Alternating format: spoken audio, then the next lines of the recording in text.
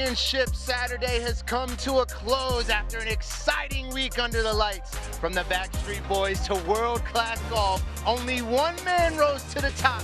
Adrian Meronk becomes the LIV Golf Riyadh individual champion with a 17 under finish. And Legion 13 finished a dominant week as the LIV Riyadh team champions. We're here to talk about all of this and more right here on the Club 54 post-round show. Welcome to the Club 54 post-round show. I'm your host, Christian Crosby, joined by LIV Golf analyst Suan Hang and three-time PGA Tour winner and Four Aces legend, Pat Perez. Man, we just had, what a week we just had. We just watched our first individual and team champions crowned right here in Riyadh. So much to talk about this week, but first, how are we feeling? I'm feeling good. You're looking at me like I'm tired. Are you all right? Are you okay? I'm worn out. I'll give you a hand. Come on, you're doing a great job, Pat.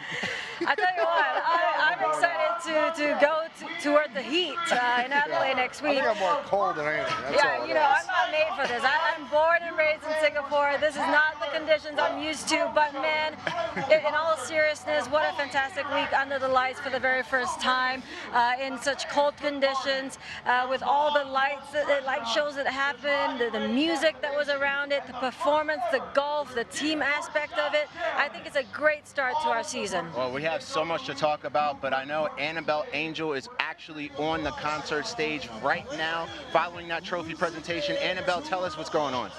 What's up, guys? That's right, I am right here by the ceremony. It's just finished. The players are heading off straight to Adelaide. I'm going to see if I can catch some that are still here. Hi there, and we've got the winner. Hang on, Adrian Meronk. Congratulations. I'm so glad you managed to hang on. You took the win. Yeah. What was going through your head today? It was quite stressful. To be honest, I started quite well. Played a good 9 holes, but then 9, 11, 12, it was quite stressful. Made some mistakes, and then towards the end it was a battle. But I'm happy I finished well. I'm happy too. What was the feeling like up there on the podium? Yeah, exciting. I mean, relief, big relief for sure, but yeah, I'm super happy and satisfied.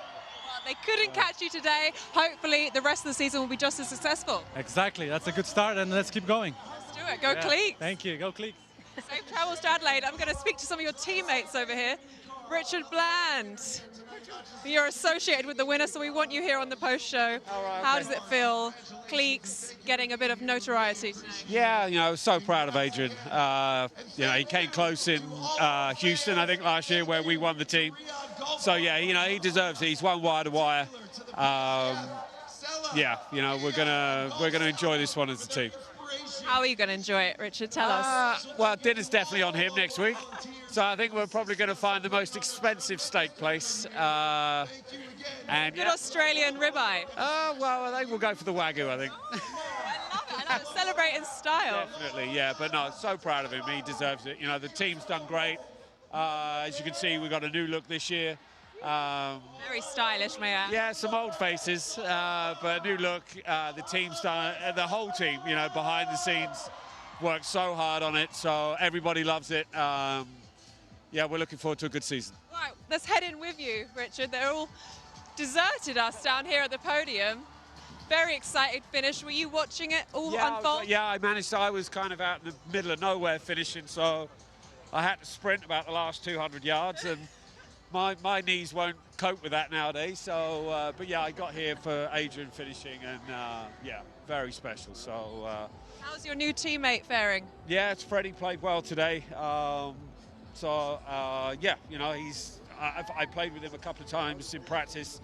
He's got so much game. I think, you know, once he finds his feet and LIV, he's going to do great. It wouldn't surprise me if he... A lot of young blood over here, but it's nothing on the oldie goldies. Is that right, Richie? Well, you know, that's a little harsh, but no, you know, I'm just here to sweep up, make the coffee. So, but no, you know, we've got a great mixture of young, kind of in the middle, and me, kind of. Veterans of the game. Veterans at the end. Well, I love to see it. Go Cleeks. Just wrapping up here with the pictures. Here's the lovely winner again. What a finish that was today. No one could catch up to Legion 13, but Adrian Moronk held on. So happy for him, happy for the cliques. Back to you. Hey, great job out there, Annabelle. That was a lot of fun. Richard Bland was great. I want to call you that from now on, Oldie Goldie. I think he was slightly offended, but you know, I mean, Blendy's always got such a great attitude and such a team player, and as you can tell, Adrian Moronk, huge relief. I mean, he got to be so stressed coming down the stretch. Pat, you were with that group. I mean, I can't even imagine what he was going through in the last 4 holes. Yeah, he was leaking oil. You know, I think Sebastian could have pulled it out in the end. He missed four putts from about 6 feet. Yeah. Bad 3 putt. I mean, he played good. I mean, Adrian played great on the front 9, played not so good on the back 9. You know, Sebastian, but you know that's the way it is. You got to finish, and you know he did. You know, he went down and he came back up. He had a great birdie on 16, and you know, good 2 putt on 17, and he did what he had to do, and that's how you win. Well, we have the leaderboard coming up. Pat, you've been on a podium many times before. Can you just explain to the fans as we go through this leaderboard, how does it feel to be on that podium? It's awesome. You know, we did it 7 times. We won the overall in 22. So, yeah, it's a great feeling. You know, Legion's going to be doing that a lot this year. I don't think, I really don't think anybody's going to catch them if they're on. If Caleb plays, you know, like he can, and I think the other 3 are going to play like that all year. I don't think anybody's going to be near them. And here's the individual leaderboard. Adrian Moronk, our individual champion of Riyadh. Suann, what do you see on this leaderboard? Well, I mean, of course, you have John Rahm just on the tail end of Adrian Moronk for most of the back 9. I mean, I was a little surprised. He missed a few putts. I'm sure he's a bit disappointed. But, you know, a great opening season for John. And as we go further down, Cameron Smith, obviously excited to go to Adelaide next week. All the Ripper boys are going to be pretty busy. Andy Ogletree, unfortunately, not the week for him, but good to see him back. He is healthy. He had a wrist injury, so it might take him a little while to get back into it. Well, let's talk about that team that goes by the name of Legion 13, our Riyadh team champions. Had a dominant team win, which doesn't happen by accident ever. Let's take a look at their highlights. Suann, Pat, let's talk through this a little bit. Here's John Rahm. Dominant is an understatement. As Pat said, I think they're going to be winning quite a few times this season, as long as this entire team stays this strong. I mean, Tom McKibben, what a fantastic addition. But here's John Rahm on the 17th hole. I mean, I've been watching that since he turned pro. That's what these are boring highlights. I mean, I see this every day. Nothing you haven't seen before, huh? Now the man I was talking about, Tom McKibben, I mean, ever since he joined Legion 13, I know we've only seen basically 54 holes of him playing, but he's added so much value to this team, made it significantly stronger. Tyrrell had it without saying. He is one of the best players in the world. Pat, don't you agree right now? The way he's striking his irons, the way he's putting it. I mean, 2 wins in the off-season, and he's coming into this season with a lot of confidence. That was a wonderful shot there by Hatton on the 12th. Now this is Surratt. He started off slow, Christian. Terrible start, bogey, and then started getting some momentum going into the back 9, and this on the par 5 was a fantastic shot. 5-iron. Nearly made an albatross. I mean, really good stuff from Legion 13. There's a lot of Legion 13 reactions on social media. The fans are going crazy. I heard Jerry Fault say, we are watching the birth of a potential dynasty. My question is, do you agree with that, Suann? Do you agree with that, Pat? Are we going to see a lot of podium finishes for Legion 13 this year? 1,000%. I mean, dynasty was the word we used for the Aces back in 2022. But, you know, there's a few stats that just really makes them so dominant. They're first in strokes gain approach as a team. They're second in short game as a team. And they're third in putting. I mean, with that combination, they are just going to be deadly this season, in my opinion. I cannot wait to see what they do. Pat, you look like you had something you wanted to say. I'm just tired of talking about them because it's the same every day. You got to come up with like new stuff. I want them to play bad so we can actually talk about it. You better get used to it, Pat. You better get used to it. No, I said it. They're my team for the year. I don't think it's even going to be close. I think it's going to be over, you know, with a few weeks to go even. Wow. Well, how about this? We can change the subject for a second because we have an individual champion, Adrian Moronk, who, man, he led the way the entire week, which is not easy. To sleep on a lead and sleep on a lead. Then you have John Rahm on your tail. It's not easy to do what he did, what we just saw him do. How do we feel about his week overall? I mean, he played great. He played, you know, that's how you beat everybody. He was first in putting, and, you know, he stumbled and he came back out. He looked great today. I mean, he really did.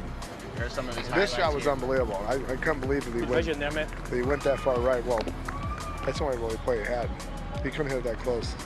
Well, I know he's been working a lot on his swing, trying to get some balance in his setup and then trying to get more depth in his backswing. And I know he spoke to me yesterday and said, you know, it just didn't quite translate during the off-season when he played in the other tournaments worldwide, and then I think it's just finally starting to piece together, and I think we saw some brilliance in that this week, and I think he's just going to continue playing as well as he is playing.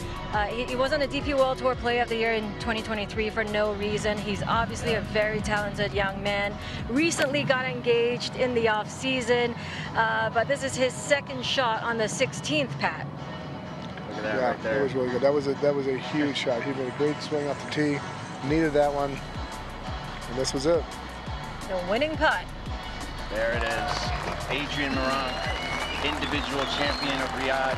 Now, winning so early in could be a game changer for a player's season. Do you think this is setting Adrian up for a great year this year? I mean, absolutely. Anytime you win, Pat, as you know, you won 3 times. The amount of confidence you get from those wins heading into a season like we have this year, it's got to be huge for him. It is. You know, again, he's got to battle a lot of great players, but it is a confidence booster for sure that he's already beat them all in one event. So that's he's going to take it a long way. One thing that happened today, I don't know if you guys noticed, there was a bunch of missed short putts. What? Oh, I know. That was all What's week. happening? That was all week. What is it? Nerves? Is it? No, we can't have really comment on him. But No, there is only one reason why all those putts were missed. Well, here's a Tyrrell couple of Hatton. them. Yeah, this was Tyrrell Hatton on the 15th. I mean, I tell you what, if he made every putt inside 10 feet today, I think that would have been a 3-man playoff between Rahm as well as Tyrrell. As you can tell there, just so many missed putts coming down the stretch that could really make a difference, put a lot of pressure. I mean, look at this right here. I mean, he missed about, well, not that short, but he missed 5 from just outside that all day. So you're talking about between that and Rahm and Hatton and probably, you know, a bunch of other players that had a lot of putts. It's I mean, Rahm doesn't miss these ever. Yeah. So, you know, it's just. Yeah, I think, you know, David Faraday said at the top of the main show that sometimes in the light it is really difficult to read those putts, especially when you have to deal with the shadow, and sometimes you don't really trust your line quite as much because you don't see as well. So I'm sure that was part of why. Well, it was weird this week because everybody made longer putts and everybody missed the short putts. It's a completely different week when the greens are really good. It's hard to make the longer putts. Yeah. Because you got to have the speed in the line if you get fast. These were slower, so you know some guys don't hit them hard enough. So if you didn't hit it hard enough, it will just tail off like that. Right. You know, this is not Tetris. This is a score worm from our championship Saturday there. And as you can see, look at the progression there and the consistency that you get from Adrian Meronk.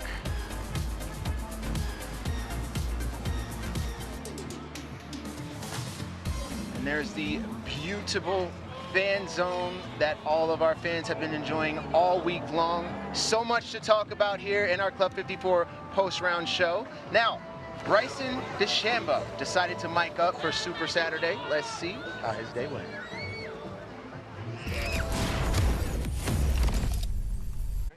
Yeah, I got that about like mid-20s, and we got 27, and we got a tiny bit of help, so pretty much right on that. Basically on the edge, so this first post is 305 or 300 cover, 342 run out. That's this line right here, which kind of is our middle, you know? Just off our right, okay? It's 285, you can double check that. 285 through? No, that's to the flag, no? Oh, okay. Double check that, because the back bunker was 310. Yeah, 285. Yeah, it's like early, it's not a ton, but just that second half. I don't think we got to go, you know, I'm not looking quite out here, but yeah, we got to get, I mean, I'm I'm close to that. 170 down 2. Land it 4 short? Yeah. 5 short. Yeah, so 163 land. Gotta love that behind the scenes from Bryson DeChambeau. Yeah, Pat, now when you were playing and you had Mike on your back, H as you call him, I wonder what that conversation would have been like, all the recordings. It's nothing like that. We need a physicist to talk to him. We don't have much talk. I love it. I love it. You guys should hear the mic'd up of our behind the scenes. You guys would love that one too. Yeah. That's for sure. All right, more to come here in a Club 54 post-round show.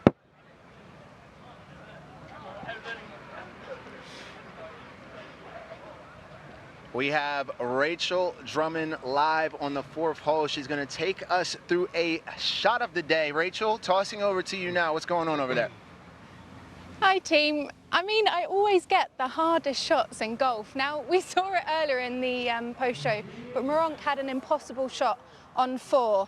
If we show those straight away out the bat, and then I'm going to go through how we can play that shot at home. So he had no green to work with. He had to go to the right-hand side of the green. He had to play it up the slope, and he had to allow gravity to get it near the hole. And I can't tell you, I've had a few practice shots. This is a tough shot. So the bunkers here, the sand is quite compressed, so we can't have a lot of loft. We don't need a lot of bounce because it's going to be a really hard shot to play. I mean, that was just absolutely poetry in motion. So he's going to use less loft. I've got a 54 in my hands currently, and as you saw in that shot, he went back and it was almost like a pop follow through, and that's what we're going to demonstrate now. So I need everyone to wish me luck here. We're going to go through the basics. So first of all, grip. I've got my 54 and I'm going to open it slightly. I don't want to open it too much because too much loft will not work with this compressed sand. Next up, setup is so important in the bunker. So we're going wide stance and we're going lead knee over the toe. And the main thing in bunkers is getting your sternum on the ball, and you want to stay as still as possible. I like to turn my trail toe and slightly bank it so I can't move around as much.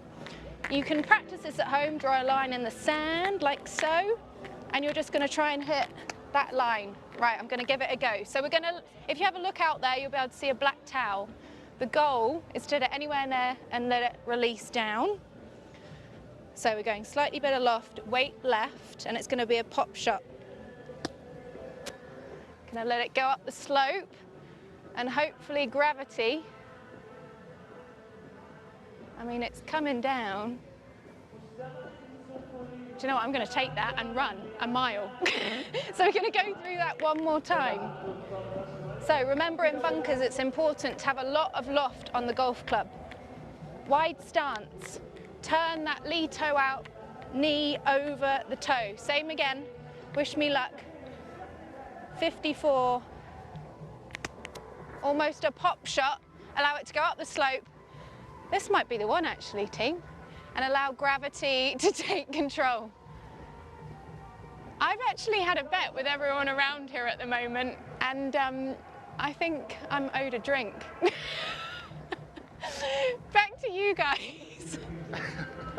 Thank you, Rachel. As you can see, and I don't know if you can, but we are walking up right now. Responsibility. I'm buzzing. You've got to be a role model. You cannot slip. If you slip, the entire team slips. After this year on LIV, you see how hard everyone works at the top of the world. That kind of inspires me to even push harder. When you hit the shot that you want, the shape that you want, the strike that you want, it's like so clean, so pure. It's like hitting into the butter. You just don't feel the golf club. It's like unity, it's just one thing. I think that first win is always the most important. That knowing that, right, you can do this. You can hit the shot that's required. When you are the #1 in the world, this is still not the finishing line. The finishing line is in the unknown. One career I had as an individual person, and the second career is our career. This is the most enjoyable journey because you fight for each other, not only for yourself. It's one of the greatest feelings leaving a golf course on Sunday knowing that you beat everybody. Every step we take not only honors the legacy of golf, but also redefines its future. A new era begins.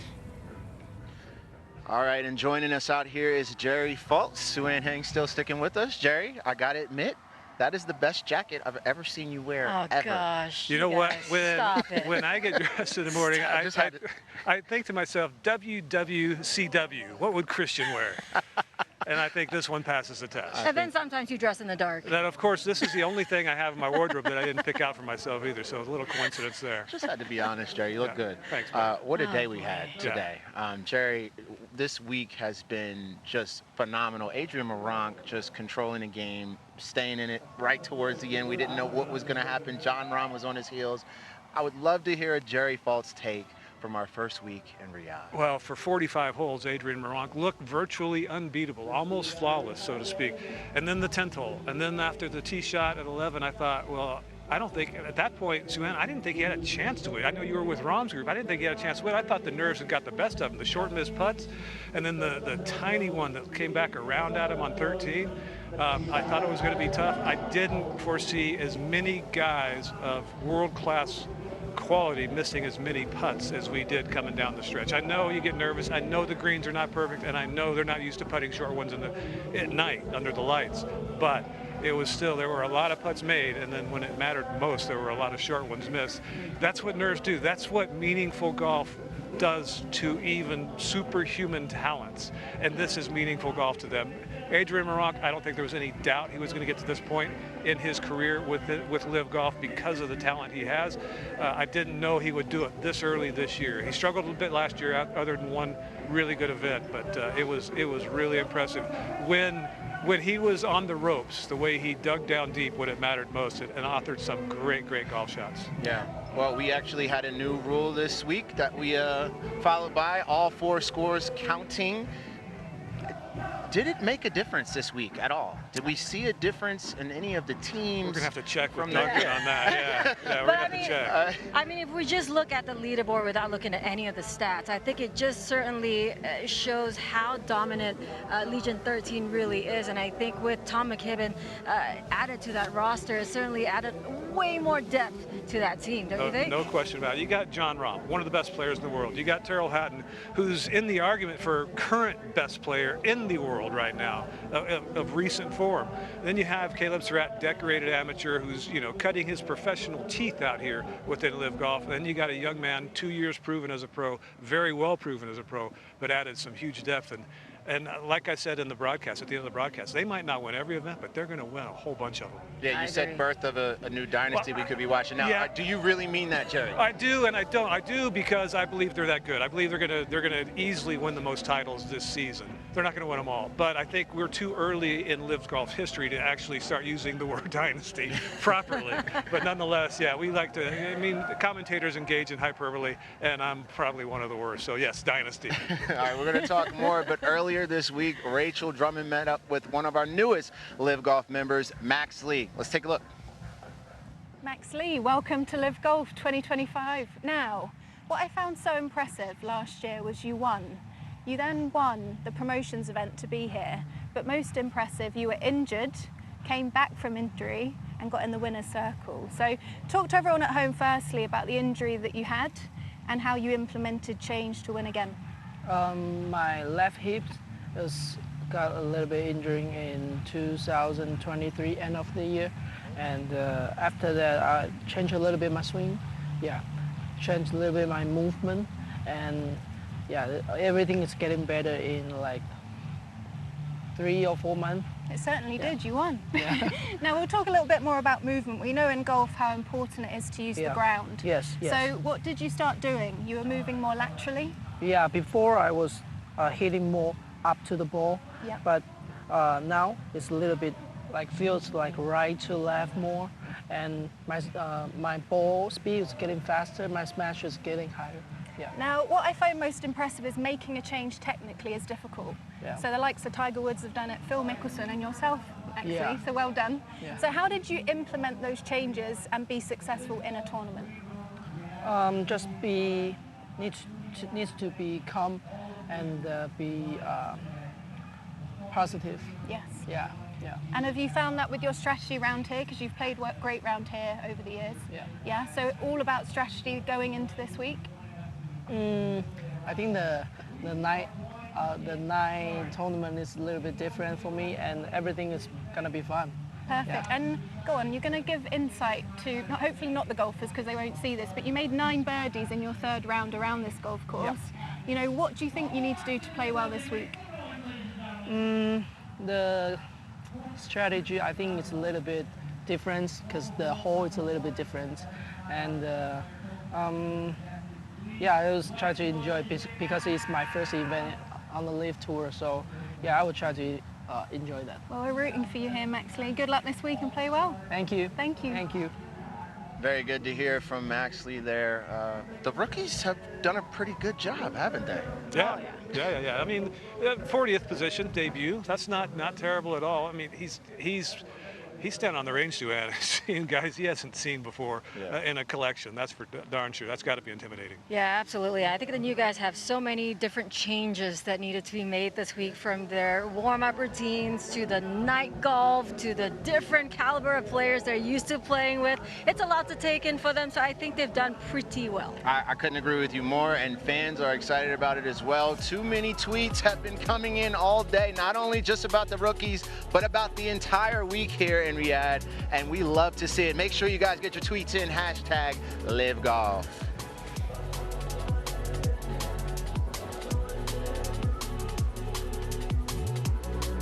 LIV Golf has a brand new, beautiful partnership with Riyadh Air. Let's take a look at how that's going.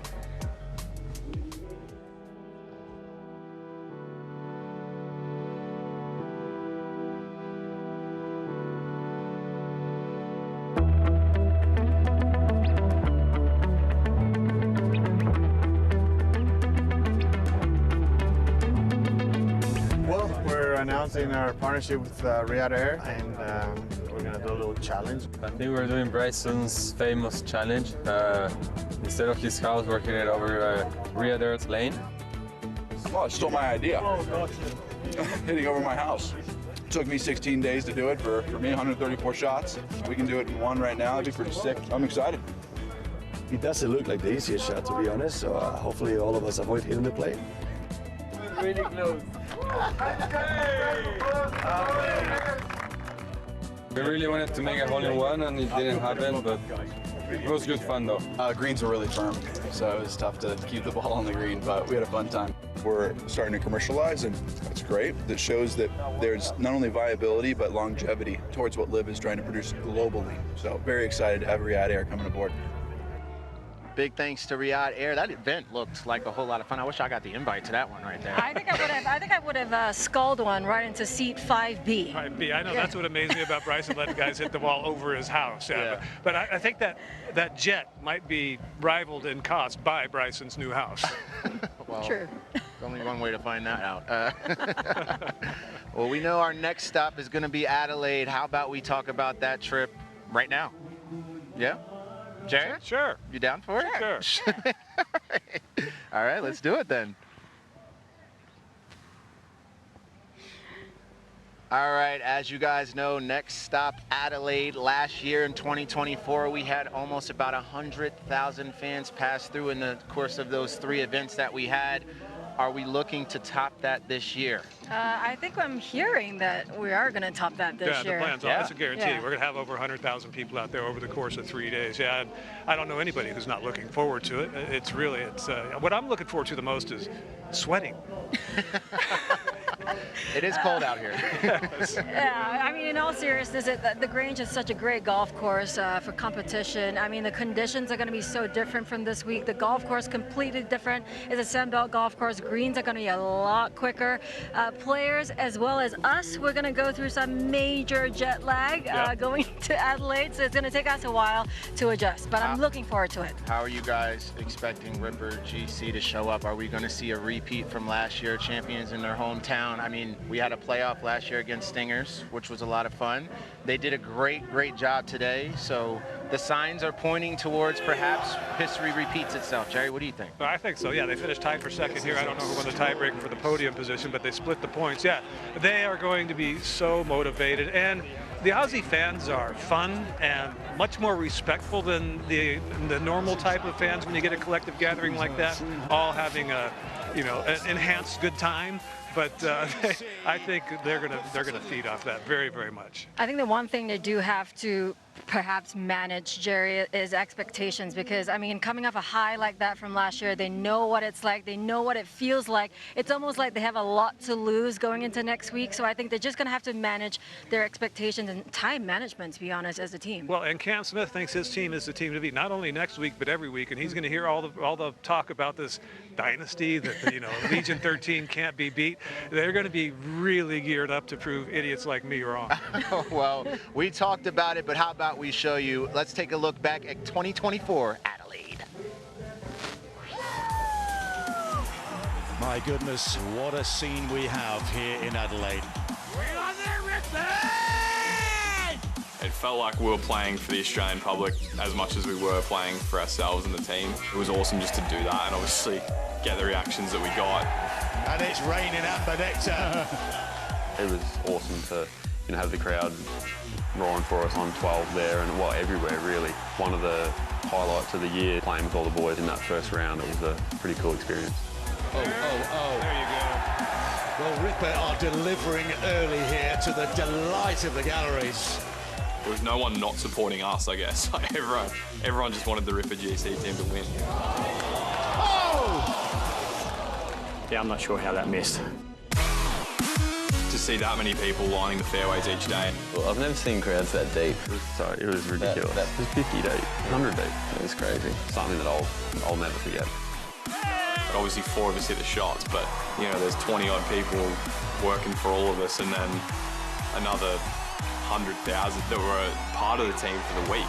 The Aussie golf fans have turned out in force. True Aussie grit. Amazing as that video was, I promise you it was 10 times better in real life. So if you have 1,000%, yeah, 1,000%. I mean, we got to, be inside the ropes during the playoff, and I tell you what, that is my favorite moment so far, being on the LIV Golf League as a broadcaster. That was so much fun, and I still get chills down my spine watching that tease. We felt like we were inside the ropes in the booth because we had fans on top of the booth. It felt like they were trying to fall through. Yes. I remember that. I do remember that. Hey, Jerry, another shoey this year or what? Ooh. Oh, heck yeah. Okay, I'm not doing it at a Sue-Ann shoe, though, like I did last year. Yeah, that was a great story. We're not going to share it. Yeah, no. Living life on the edge. All right, let's pull up the LIV Golf League 2025 schedule. How about this beautiful schedule here? Sue-Ann, when you look at this thing, Jerry, when you look at this thing, what excites you the most as we're moving to Adelaide? We got Hong Kong after that, Singapore, Sue-Ann, of course. You're excited about that. But talk about this schedule a little bit as we're looking ahead in the 2025 LIV Golf League. Well, I'm looking forward to just not being cold, Jerry. I don't think it'll be cold the rest of the year, No, I actually. don't Odds think are so. we won't. I'm looking forward to visiting your country. I give it a lot of grief because it is so hot, but I tell you what, I do love being warm. It's such a beautiful country and such great people. I think it's unfair to pick out one that you're looking forward to most, but personally, I've been there before to the Jack Nicklaus Golf Club in Songdo, South Korea. I've loved that little island. It's just perfect. It's absolutely perfect. I love it there. Yeah, I agree. I think Korea is definitely on my list because it is one of our new locations this year. I've never been there before, so I'm looking for it. And then obviously with Ironheads, having Yubin Jang on that team, we've got Kupang as a partner. It's going to be huge. I think it's going to be great. Yeah. We got a new one, the Season Ender up in where we at near Detroit. That's going to be pretty darn cool. I've heard a lot of great things about the whole facility we're going to there. The players love the course in Chicago, even though it doesn't get a lot of play in that area because it's a public course. It's an excellent golf course. It just happens to be surrounded by so many much more historic courses. They love that. The Dallas course is a monster, and that's going to be fun as well. One favorite? Do you have a favorite of all the stops? Adelaide. For now. Yeah. I haven't been to the new locations like Mexico City, Korea, Detroit, obviously, Indianapolis, but I would say Australia, man. Yeah. I mean, I think my favorite, like just lifestyle-wise, is probably going to be Dallas. I love that town. Yeah. Cowboy hats again. All right, let's take a look at the leaderboard. Before we get out of here, any final thoughts from you, Jerry or Sue-Ann? It could be Tom McKibben, it could be Night Golf, anything you got. What do you want? I think it was a fantastic week as our very first night golf event. I think that was a lot of fun. I think the players had some fun as well. I think it's going to be a fantastic season. It looks like it's shaping up to be really nice. That battle for the individual championship is going to come down to the wire. I couldn't agree with you more. Hey, thank you so much for watching Club 54 post-round show. We'll see you in Adelaide. You guys got me on the last thing? I got you. 2, 3, peace.